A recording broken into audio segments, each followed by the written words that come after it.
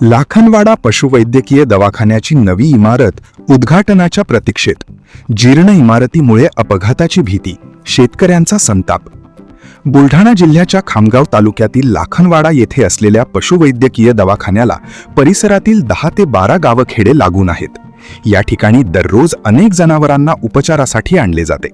मात्र सध्या सुरू असलेल्या दवाखान्याची इमारत अनेक वर्षापासून जीर्ण झाल्याने ती मोडकळीस आली आहे आणि त्यामुळे पावसाळ्यात मोठ्या अपघाताची शक्यता वर्तवली जात आहे.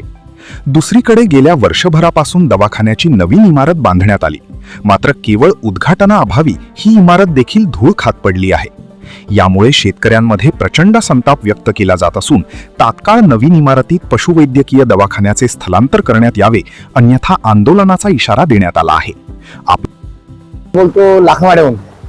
हा जो दवाखाना आहे खूप दिवसापासून जीर्ण झालेला आहे आणि तिथे वारंवार शेतकरी लोक बैल, गाय, म्हशी वगैरे घेऊन जातात, पण तो सुरू काही नसते. त्याच्यामुळे नवीन जो दवाखाना बांधला आहे हे डॉक्टर लोक काही यांना म्हणजे त्यांची काय समस्या आहे काही कळत नाही आहे आणि तो खूप दिवसा बांधून बी त्यांना स्थलांतर नाही होत आहे आणि तो बंद असल्यामुळे तिथे तो इमारत खूप ढसाळलेली आहे.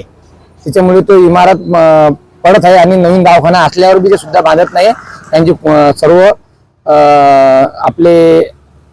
आपले दवाखान्याचे जे आरोग्य सेवक असेल काय असेल समजा त्यांनी पूर्ण काळजी घ्यावी ही नम्र विनंती.